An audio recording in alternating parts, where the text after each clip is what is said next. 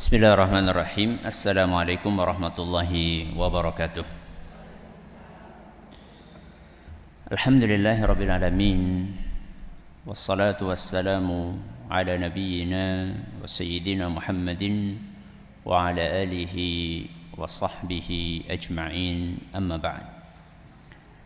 Kita panjatkan puja dan syukur kehadirat Allah subhanahu wa ta'ala pada kesempatan pagi menjelang siang yang berbahagia kali ini, hari Senin tanggal 8 Sya'ban 1442 Hijriah atau yang bertepatan dengan tanggal 22 Maret 2021. Kita kembali diberi kekuatan, kesehatan, hidayah serta taufik dari Allah Jalla wa'ala, sehingga kita bisa menghadiri pengajian Senin pagi setelah libur panjang.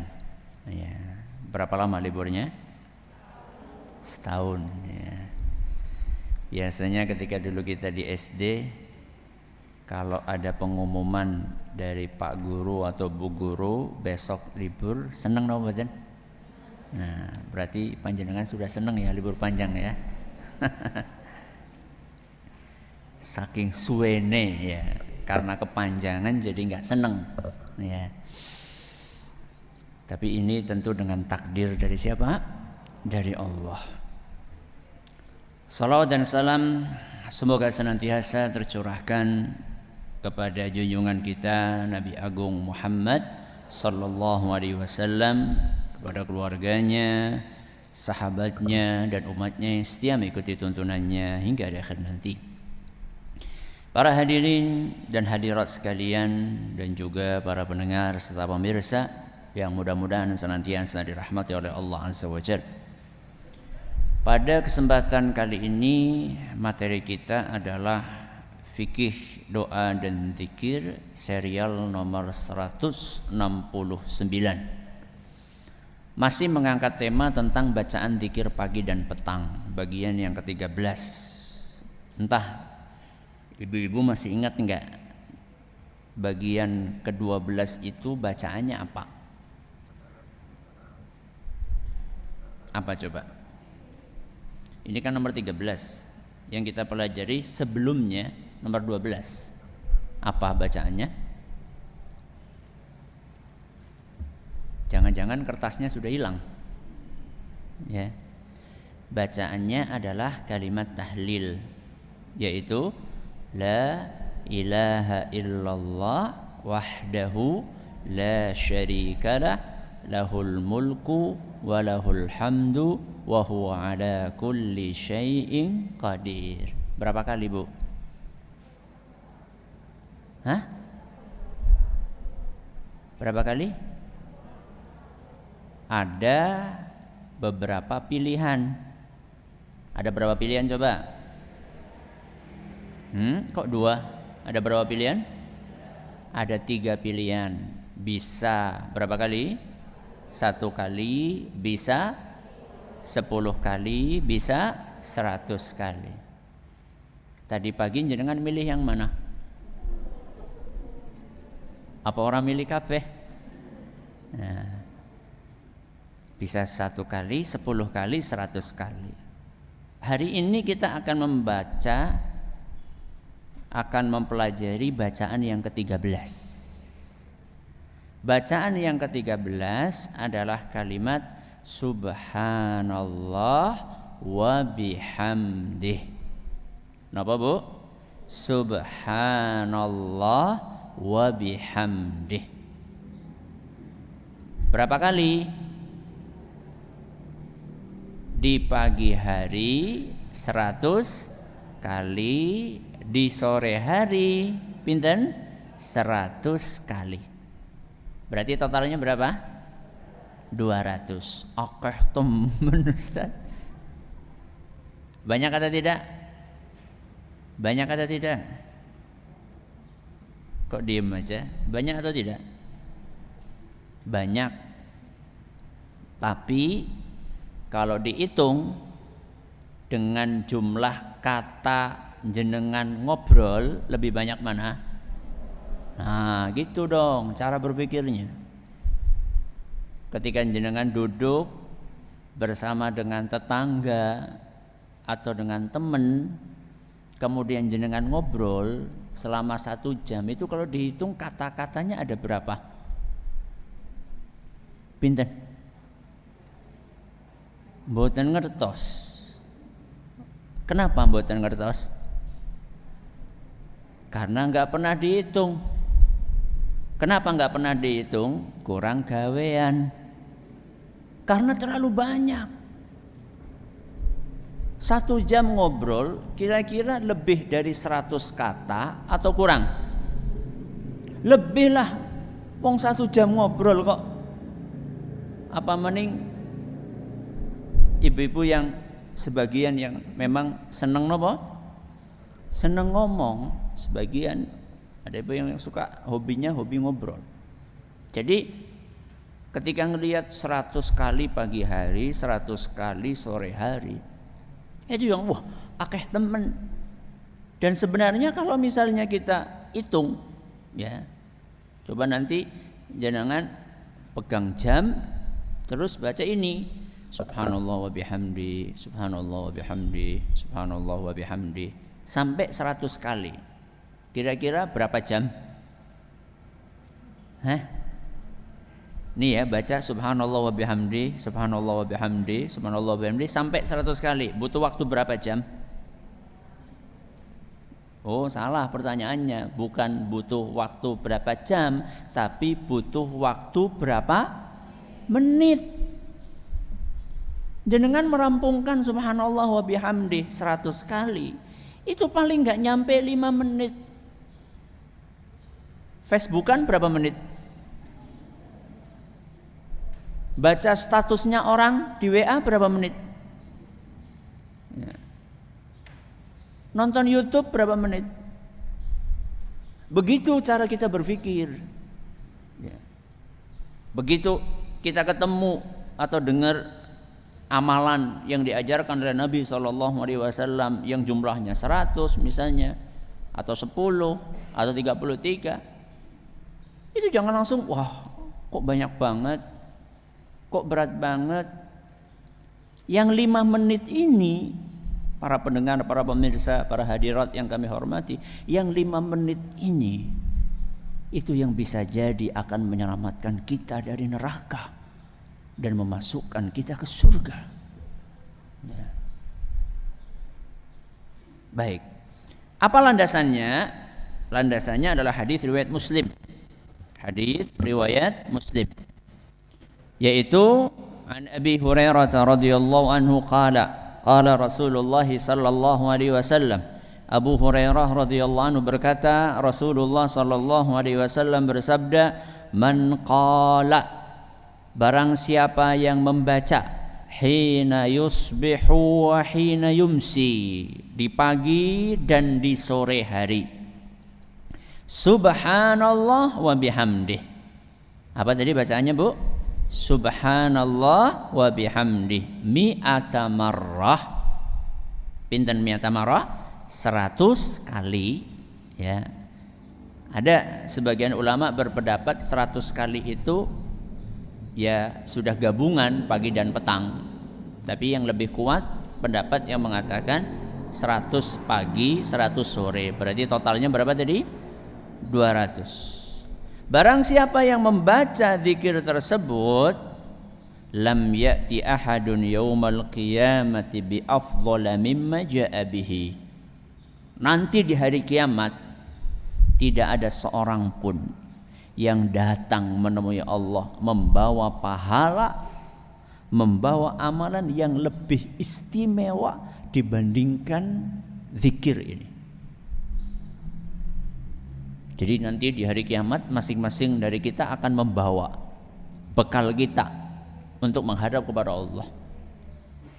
Ya, macam-macam bekalnya. Ada yang bawa pahala sholat, ada yang bawa pahala puasa, ada yang bawa pahala jihad, ada yang bawa pahala bikinkan kopi buat siapa? Buat siapa? Suami. Kenapa berpahala? Berpahala apa buatan? Tergantung. Ya, jenengan bikinkan kopinya tulus atau tidak. Kemudian caranya baik atau tidak. Pakai kopinya ngono. Nah, kira-kira kayak gitu berpahala atau tidak, Bu? Ya, niki Pak, ya itu kan beda. Nanti pada hari kiamat masing-masing orang akan membawa pahalanya menemui Allah. Ketika jenengan membawa pahala zikir subhanallah wa bihamdi berapa kali? 100 pagi, 100 sore. Maka siapapun yang datang di hari kiamat tidak bisa mengalahkan pahalanya jenengan. Kecuali, ada kecualinya. Illa ahadun qala mithla ma qala aw zada alaih. Kecuali orang tadi mengamalkan seperti itu. Orang itu juga mengamalkan seperti yang jenengan amalkan. Aw zada alaihi, atau dia baca lebih dari 100 kali. Lebih dari 100 berarti berapa kali? 101, 150, 200, 300. Kalau ada orang mengamalkan wirid tadi subhanallah wa bihamdi, dia baca lebih dari 100. Dia baca 101, 102, 500, 1000, berarti dia bisa lebih istimewa dibandingkan amalan jenengan. Kesimpulannya Pak Bu, berarti boleh nggak kita baca subhanallah wa bihamdi lebih dari 100 kali? Boleh, itu kesimpulannya. Ya, berdasarkan hadis ini. Berdasarkan hadis ini. Karena Rasulullah SAW sendiri yang mengatakan auzada alaihi, atau lebih, tidak apa-apa, bahkan lebih istimewa. Nah, ini berbeda ceritanya ketika Nabi SAW membatasi. Misal zikir habis sholat, itu kan kita disuruh membaca subhanallah, terus napa? Alhamdulillah, terus Allahu Akbar. Masing-masing berapa kali? 33, 33, 33. Boleh nggak kita baca 35? Boleh atau tidak? Habis sholat, zikir wirid habis sholat, kita baca tasbih 35, kita baca tahmid 36, kita baca takbir 37. Boleh atau tidak? Jeneng sepi. Boleh atau tidak? Enggak. Loh, jeneng boten. Karena Nabi SAW membatasi 33. Wirid habis sholat segitu. Lah aku pengen luwih akeh. Ya silakan jenengan baca, bukan tempatnya wirid habis sholat. Ya. Contohnya jenengan tadi berangkat pakai angkot ke sini. Coba di jalan tadi pas naik angkot ngapain? Bu, zikir nopo ngobrol? Ya.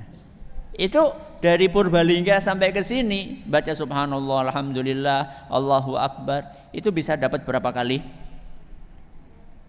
Wah, orang dihitung Ustaz, saking banyaknya. Itu tempatnya. Zikir bebas, silakan. Tapi kalau habis sholat dibatasi sama Nabi SAW. Oke. Sekarang kita berpindah ke makna atau kandungan yang ada di dalam kalimat subhanallah wa bihamdi. Coba jenengan perhatikan. Subhanallah wa bihamdi. Di dalam kalimat ini adalah gabungan dari dua zikir.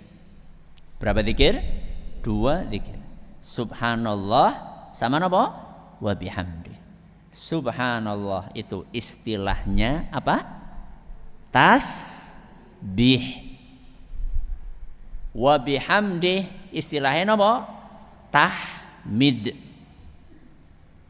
Jadi di dalam kalimat subhanallah wa bihamdi ini adalah zikir yang menggabungkan antara dua bacaan. Yang pertama bacaan napa wau? Tasbih, yang kedua bacaan tahmid. Dan kita sudah pernah bahas Bapak Ibu para pendengar, para pemirsa, tasbih artinya apa, tahmid artinya apa? Sudah pernah kita bahas. Tasbih kita bahas dulu ketika serial nomor 45. Ini kita sekarang serial nomor 169. Kapan gue Ustadz? Wisuwe. Ya. Saya cari-cari tadi berkasnya itu tahun 1435. Sekarang 1400 berapa? Duh, tahunnya wong Islam orang ngerti. 1442. Jajal lu pirang tahun gue. Guru matematika di berapa tahun? 7 tahun yang lalu sudah kita bahas. Masih ingat atau tidak? Masih ingat atau tidak? Kayaknya ngurung tekal Ustaz. Pengajian 7 tahun yang lalu tempatnya di mana?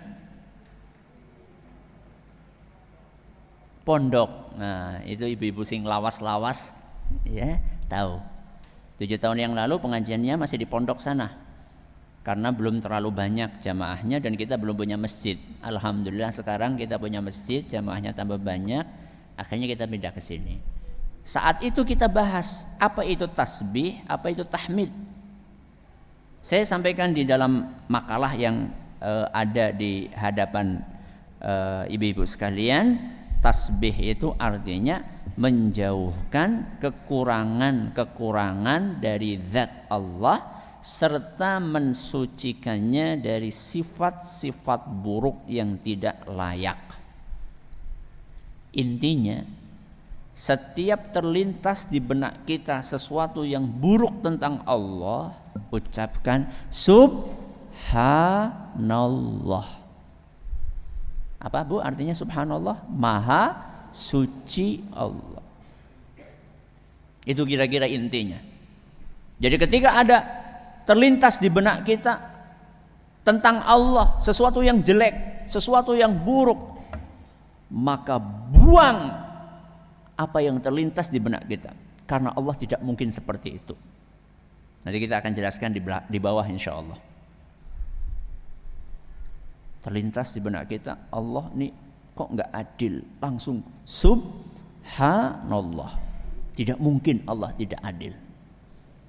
Terlintas di benak kita, Allah ini kok naudzubillah pelit. Pelit itu baik atau jelek Bu? Jelek, tidak mungkin Allah punya sifat yang jelek. Langsung subhanallah ya. Allah ini ngerepotin kita. Ngerepotin itu baik atau jelek? Jelek. Langsung kita buang. Ucapkan apa? Subhanallah.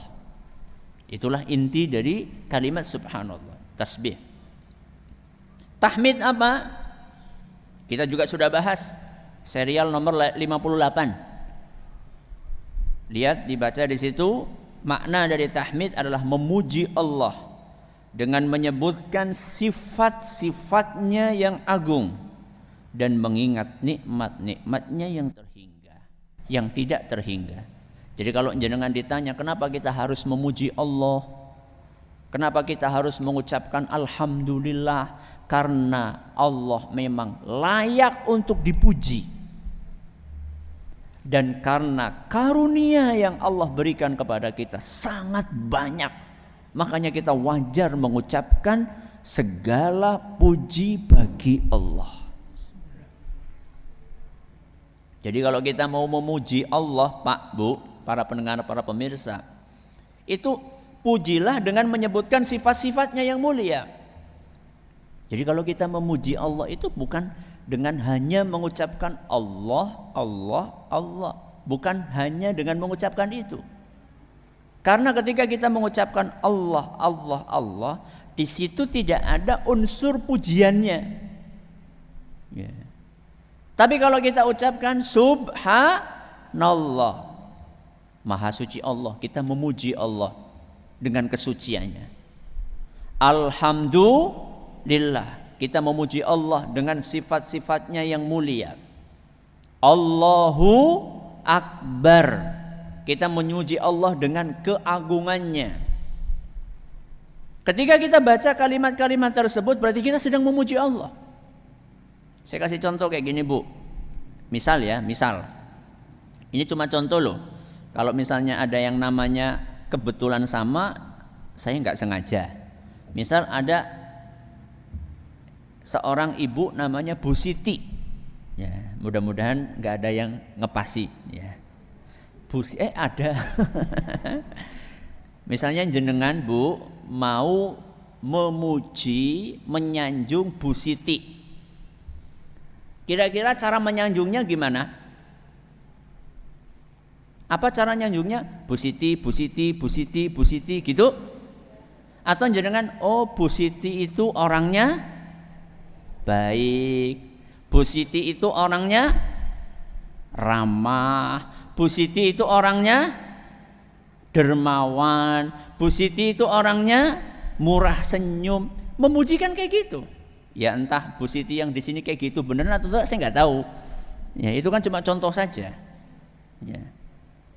Itu namanya memuji. Memuji itu bukan dengan menyebutkan namanya tok.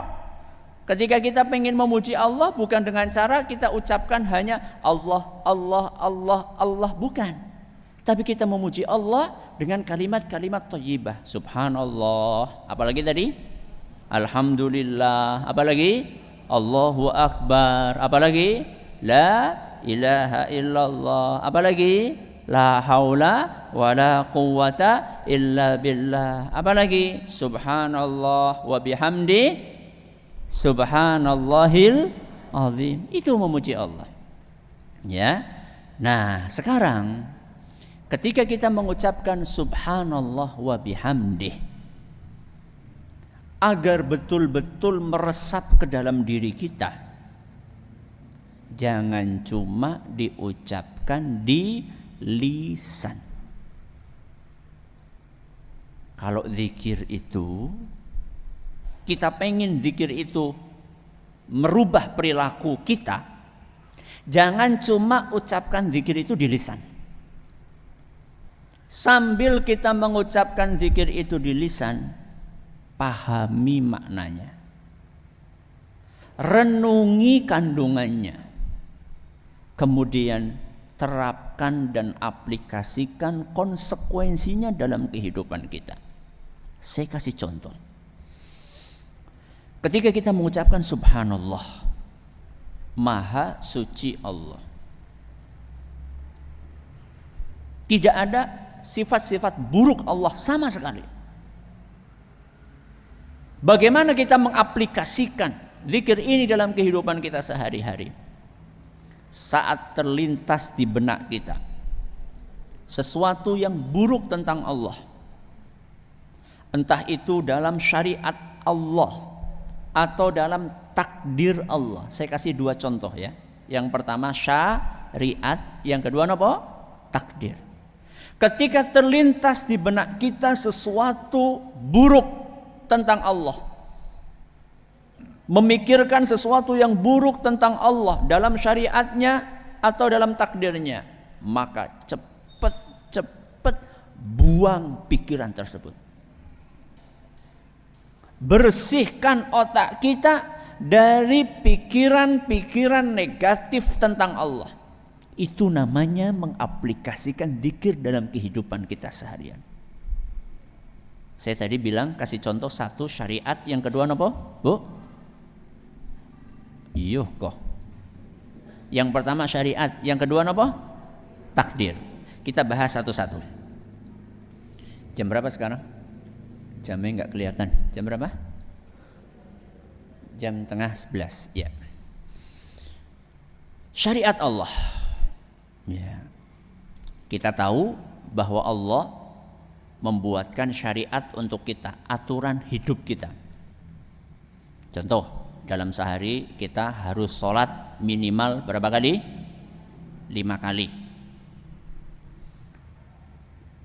Orang yang kaya zakatnya harus diapakan? Harus diapakan zakatnya? Dizakati. Zakat mal berapa persen? Zakat mal berapa persen? 2,5%. Bulan depan apa ibadah yang harus kita kerjakan? Puasa Ramadan. Berapa lama? 1 bulan. Ini contoh syariat Allah.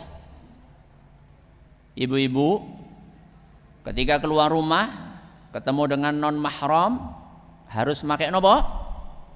Jilbab. Ini syariat Allah. Ketika kita ketemu, kita baca syariat-syariat Allah ini. Kemudian muncul di benak kita, angel temen. Ora kepenak temen. Susah banget, merepotkan, berat, menyusahkan. Ketika muncul pikiran-pikiran seperti itu, buang. Bersihkan otak kita dari pikiran-pikiran negatif seperti itu. Kenapa Ustaz? Karena Allah Maha Suci. Allah Maha Baik. Allah Maha Sayang.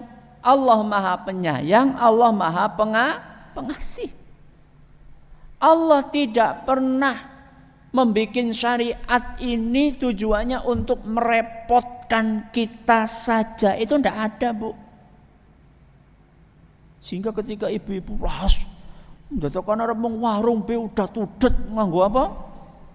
Kudung repot mau ngarep omah tok lah, ora apa-apa.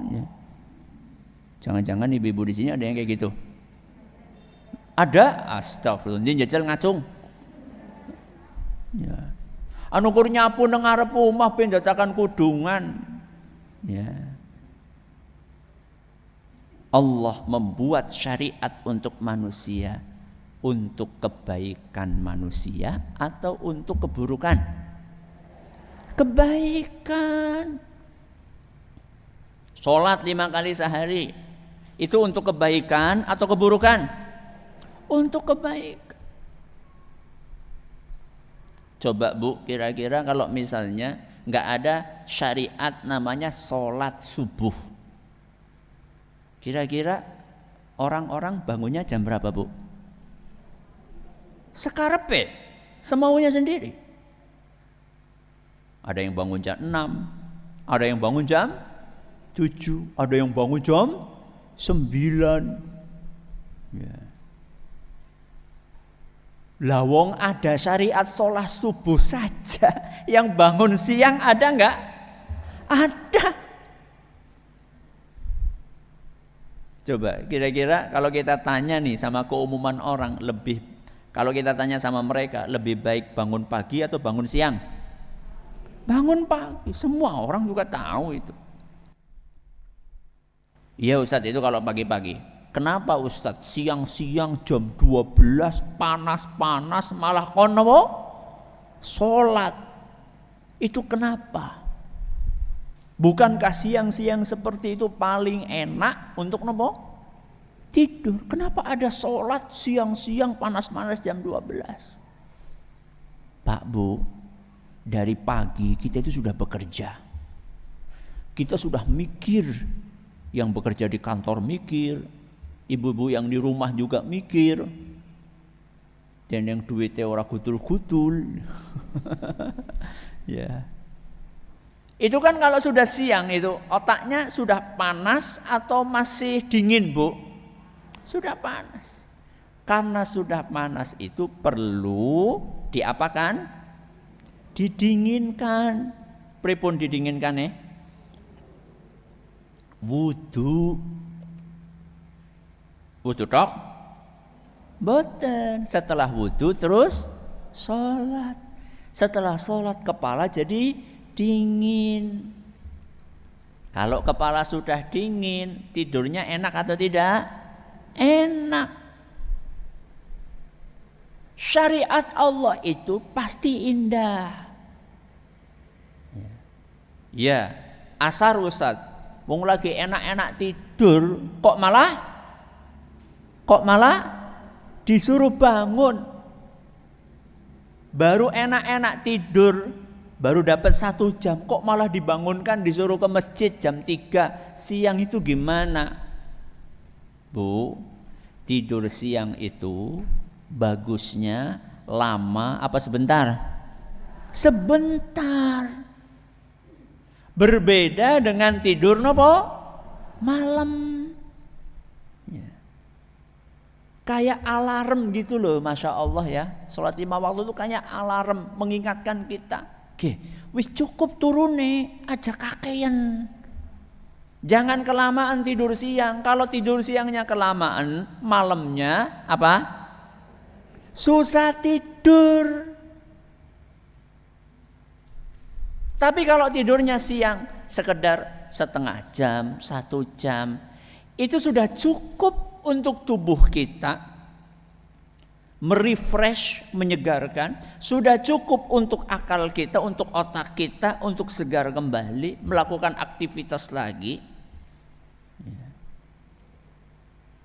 Itulah sholat asar. Begitu pula maghrib, begitu pula isya, begitu pula subuh.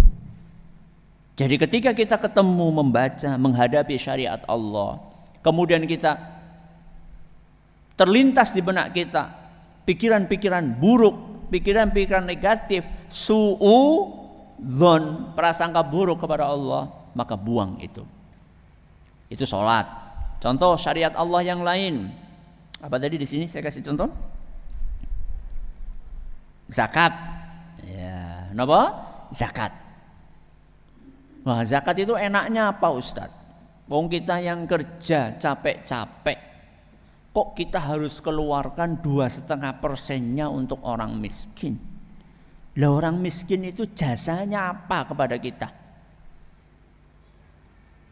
Orang kaya yang berjasa terhadap orang miskin atau orang miskin yang berjasa terhadap orang kaya?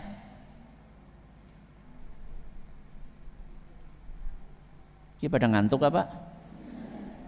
Saya tanya, orang kaya yang berjasa kepada orang miskin atau orang miskin yang berjasa kepada orang kaya? Kisi nengkene ki miskin apa kaya? Semuanya. Yang adil itu jawabannya sama-sama berjasa. Orang kaya berjasa kepada orang miskin karena orang kaya mau mengeluarkan zakatnya, membantu orang miskin. Orang miskin berjasa kepada orang kaya karena apa coba? Karena tidak mungkin orang kaya hidup tanpa bantuan orang miskin. Nggih napa mboten? Nggih napa mboten? Bos supermarket, bos mall. Bos napa? Mall. Jenengan ngertos mall nggih? Ya. Supermarket gede. Itu yang kerja di situ siapa? Hah? Yang jadi cleaning service, yang jadi apa, yang di kasir itu? Ya kasir. Ya. Yang jadi pramu niaga siapa? Konglomerat? Ya ndak mungkin lah. Oke. Yang punya perusahaan besar dengan ribuan karyawan, buruhnya itu orang apa? Kaya atau miskin? Miskin. Yang punya tanah ratusan hektar, yang garap tanahnya itu siapa? Orang miskin. Orang kaya kur gari ongkang. Nunggu nopo? Nunggu setoran. Berarti orang miskin berjasa atau tidak kepada orang kaya? Berjasa. Maka wajar seandainya kemudian Allah Azza wa Jalla mewajibkan orang kaya untuk mengeluarkan zakat hartanya. Berapa tadi? 2,5%. Banyak apa sedikit? Sedikit atau banyak? Ya relatif Ustaz. Ya, kalau jenengan ngitungnya 2,5% dari 100.000 pinten? 2.500. Banyak apa sedikit? Nek 2,5%-nya 1 miliar pinten? 25 juta. Betul? Banyak apa sedikit? Banyak. Wah, 25 juta ki. Waduh, nggak tuku motor sih. Jangan lihat 25 jutanya. Lihat 909 berapa? Bu, 1 miliar dikurangi 25 juta berapa? 975 jutanya. Coba 1 M dikurangi 25 kan masih 975 juta. Banyak mana? Banyak yang masih tetap ditanganin jenengan. Allah Azza wa Jalla ketika mewajibkan zakat 2,5%, itu tentu dengan ketelitian, dengan kebijaksanaan yang luar biasa. Tidak ada ceritanya Allah Subhanahu wa ta'ala mewajibkan zakat misalnya nih ya 50%. Tidak ada. Padahal bisa nggak Allah mewajibkan zakat 50%? Bisa atau tidak? Bisa. Wong Allah itu Rabbul Alamin, penguasanya alam semesta. Tapi Allah tidak lakukan itu. Allah cuma wajibkan 2,5%. Jadi kalau cuma sudah diwajibkan 2,5%, terus terbersit di dalam benak kita, Allah ini gimana sih? Allah ini kok gak adil? Kita susah-susah kerja, kok yang ikut menikmati orang-orang miskin itu? Ketika terlintas di benak kita pikiran-pikiran buruk itu, buang. Karena Allah Maha Suci. Baik. Sekarang kita pindah syariat. Tadi apa yang kedua? Takdir. Ya. Di antara yang ditetapkan oleh Allah selain syariat adalah takdir. Kalau terlintas di benak kita pikiran-pikiran buruk tentang takdir yang Allah tetapkan buat kita, buang pikiran itu. Tentunya masing-masing dari kita pernah mengalami takdir yang gak enak. Nggih mboten? Nggih. Takdir yang gak enak itu bisa berupa harta yang berkurang. Ya contohnya di pandemi kayak ginilah, warungnya jenengan itu ketika di pandemi ini pemasukannya tambah apa berkurang? Tambah atau berkurang? Berkurang. Karena daya belinya juga merosot. Jangankan pemilik warung, dokter aja berkurang. Ada yang berkurangnya sampai 70% pemasukannya berkurang. Ini ujian. Ya, ujian ekonomi. Ujian apa lagi? Kesehatan. Ya, kesehatan tubuh kita. Ya, mungkin ada di antara saudara-saudara kita yang sebelum pandemi masih duduk bareng sama kita, ternyata dipundut ya sama Allah Azza wa Jalla, seto wafat entah karena kena Covid atau karena sakit yang lainnya. Ujian kesehatan. Ya. Apalagi selain ujian ekonomi, ujian kesehatan, ujian rumah tangga, ya. Biasanya dulu harmonis dengan suami, kok tahu-tahu sekarang suami mulai nopo? Mulai cuek, ya. Biasanya suami itu dermawan, ngasih duit banyak, sekarang kok mulai pelit. Ujian. Itu namanya ujian rumah tangga. Ketika kita menghadapi takdir-takdir yang gak enak itu, jangan sampai terbersit di benak kita Allah jahat. Kenapa? Karena Allah tidak mungkin jahat. Karena Allah Ar-Rahman, Allah juga Ar-Rahim. Itu namanya mengaplikasikan subhanallah dalam kehidupan kita sehari-hari. Ada sesuatu yang buruk terlintas di benak kita tentang Allah, buang. Ya. Setiap takdir yang tidak baik menurut kita, pasti ada hikmah di balik itu. Contoh misalnya, kesulitan ekonomi dengan adanya masa pandemi. Kita jangan cuma ngelihat dari susahnya aja, tapi coba kita berusaha untuk menggali apa sih kira-kira hikmahnya. Contoh misalnya, begitu banyak PHK, pemutusan kerja, dikeluarkan dari perusahaan karena perusahaannya juga kesulitan biaya, akhirnya pulang ke rumah bingung mau ngapain, akhirnya keluarlah ide-ide cemerlang. Yang selama ini kebun depan atau belakang rumah kosong blong, isinya cuma apa? Isinya cuma rumput tinggi-tinggi. Sekarang begitu pandemi, akhirnya apa yang terjadi? Digarap, ya, ora ketang nanduri nopo?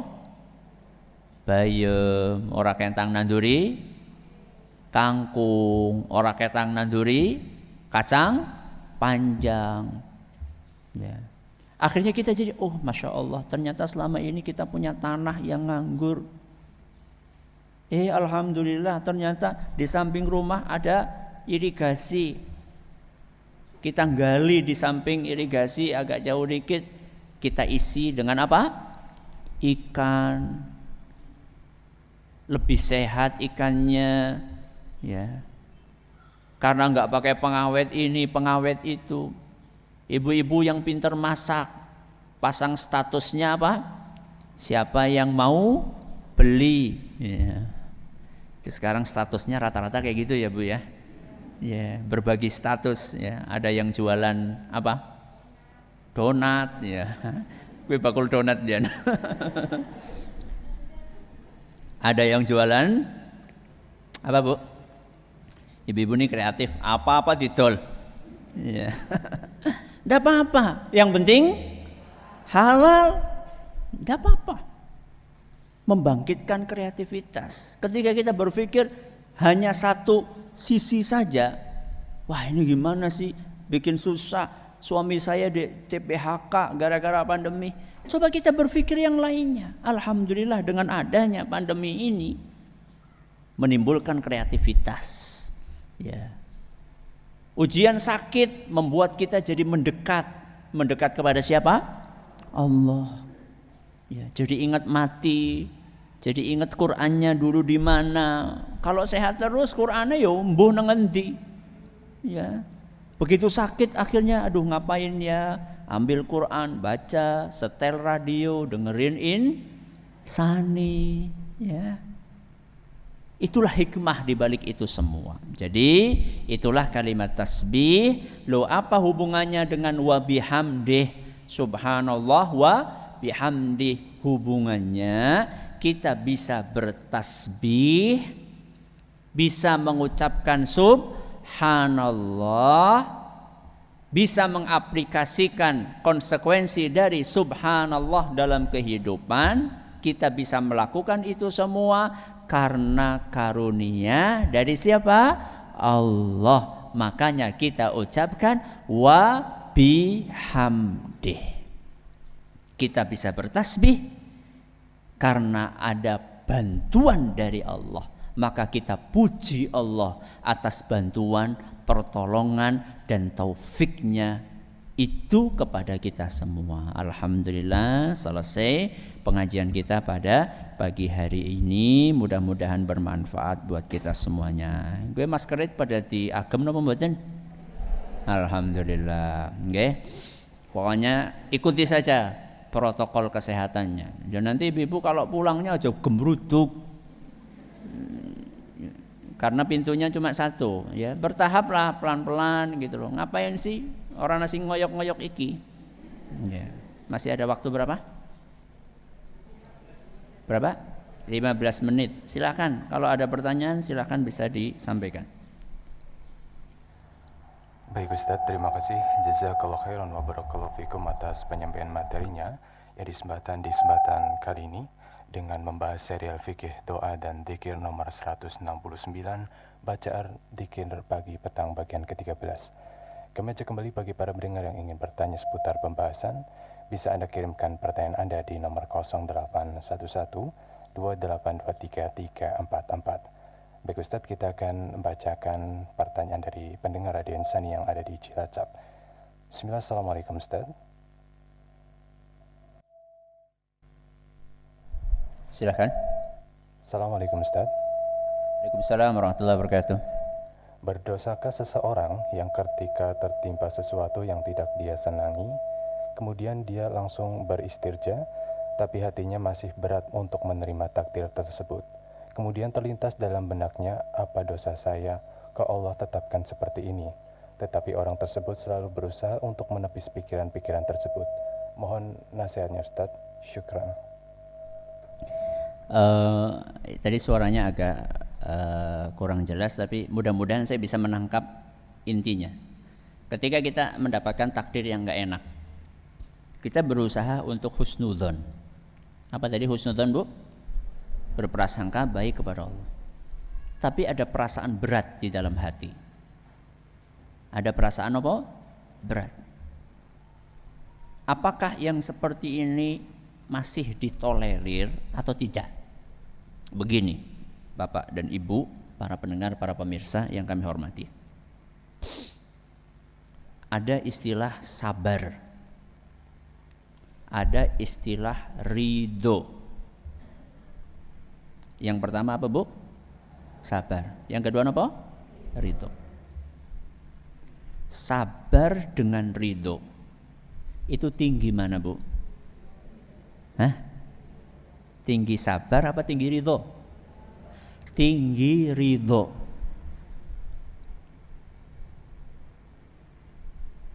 Sabar itu menahan diri untuk tidak mengucapkan kata-kata yang buruk, untuk tidak melakukan perbuatan yang buruk ketika mendapatkan takdir yang tidak enak. Itu sabar, Bu. Kalau ridho itu lebih tinggi dari itu.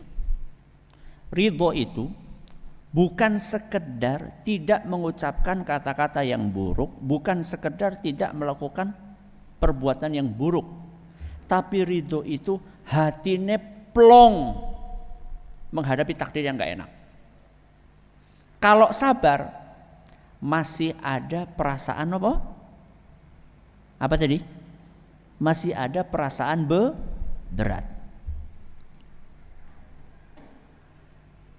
Berarti kalau kita lihat definisi tadi, sabar sama ridho, lebih tinggi mana? Ridho.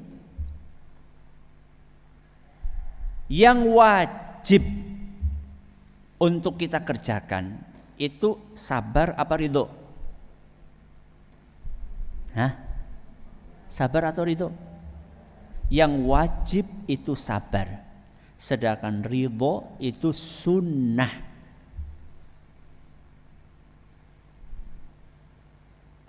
Kita ulangi. Yang wajib apa? Sabar. Ridho hukumnya apa? Sunnah. Berarti kalau jenengan belum sampai level ridho, dosa apa mboten? Belum sampai level ridho, dosa apa mboten? Mboten. Tapi bagus enggak kalau sampai level ridho? Bagus. Seperti jenengan lah.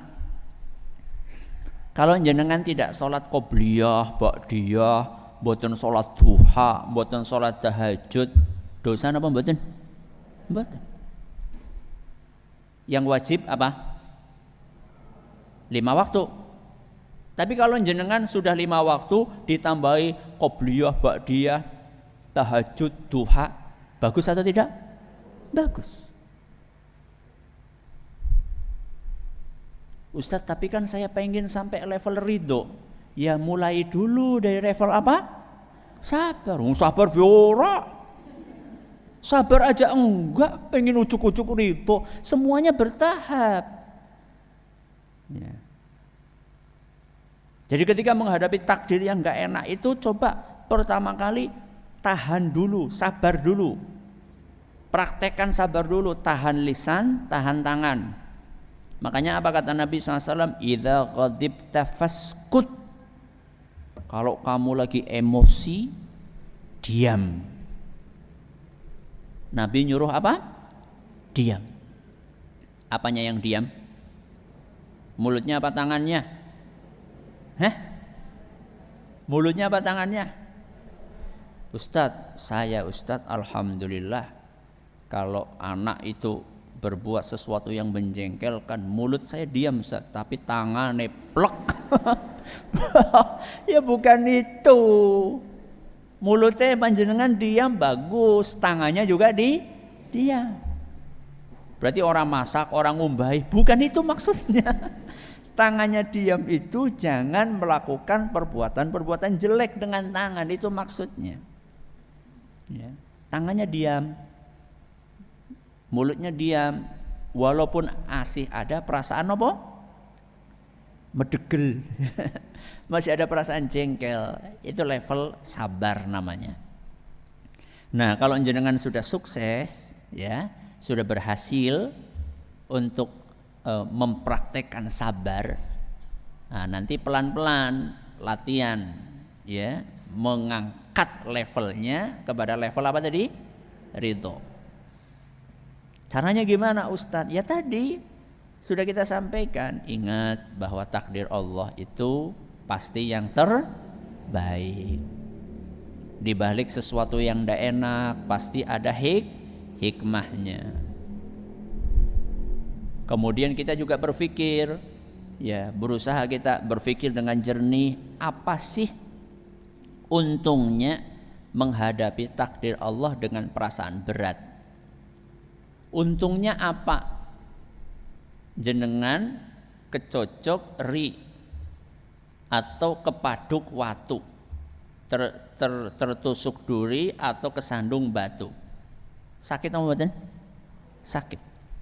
Apa untungnya jenengan sudah sakit kakinya, terus ditambahi medegel atine, untungnya apa? Saya tanya sama jenengan, untungnya apa?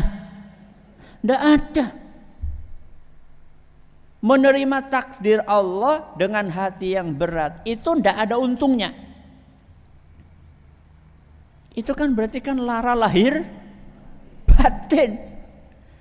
Sudah kakinya sakit karena tersandung batu, hatinya jengkel. Apa untungnya? Makanya kalau tersandung batu, ya, atau tertusuk duri, ya, cepat-cepat berzikir, mengingat Allah, hatinya dipelongkan, ya. Sehingga walaupun mungkin fisik kita sakit, tapi kalau hati kita plong, hati yang plong itu akan mengurangi rasa sakit yang ada di fisik kita. Itulah dahsyatnya keplongan. Apa keplongan? Kelapangan hati. Itulah dahsyatnya kayak gitu. Makanya coba Bu, Pak, para pendengar, para pemirsa, kalau panjenengan berobat ke dokter, kemudian dikasih tahu ini obatnya ini seterusnya, yang hampir bisa dipastikan dokter itu akan tetap memberikan nasihat, Bu, hatinya dibikin apa? Dibikin yang plong. Bu, bikin optimis, berpikiran positif. Jadi enggak cuma melulu minum pil, enggak. Dokter akan kasih tahu, Bu, ini kalau jenengan darah tinggi, tensinya nopo? Tinggi. Itu enggak cukup hanya sekedar nopo? Minum penurun tensi. Tapi Bu, jenengan juga latihan emosinya diturunkan, sing sabar menghadapi masalah, jangan terlalu banyak pikiran. Itu kan sesuatu yang sifatnya hati. Ya. Jadi kelapangan hati itu akan mengurangi penderitaan fisik. Saya kasih contoh. Tidak apa-apa ya, agak panjang ya. Masih ada waktu nggak? Berapa? Oh ya, tinggal 5 menit. Saya kasih contoh. Kita kan pernah dengar ya hadis Nabi SAW. Beliau kalau sholat tahajud itu lama atau sebentar? Lama. Suratan yang beliau baca apa? Apa suratan yang beliau baca? Al-Baqarah. Jenengan juga? Nggih Ustaz, ayat 1 Alif Lam Mim. Rakaat kedua Yasin. Tapi ayat pertama tok. Enggak, bukan kayak gitu. Nabi SAW rakaat pertama baca Al-Baqarah sampai selesai. 1 rakaat loh Bu. Cukup? Betul. Setelah selesai Al-Baqarah beliau lanjut surat, habis Al-Baqarah apa? Ali Imran. Setelah selesai Ali Imran lanjut lagi. Habis Ali Imran apa? An-Nisa. Baru beliau rukuk rakaat kedua. Lama atau sebentar? Lama. Capek atau tidak? Capek atau tidak? Capek. Apanya yang capek? Hatinya atau fisiknya? Fisiknya. Bukan hanya capek Bu. Aisyah radhiyallahu anha ummul mukminin, ibunda kita, istri Nabi SAW yang tercinta, menceritakan saking lamanya Nabi SAW berdiri sampai kedua telapak kakinya bengkak. Jadi bengkaknya kaki Nabi itu udu mergane kaki jeroan.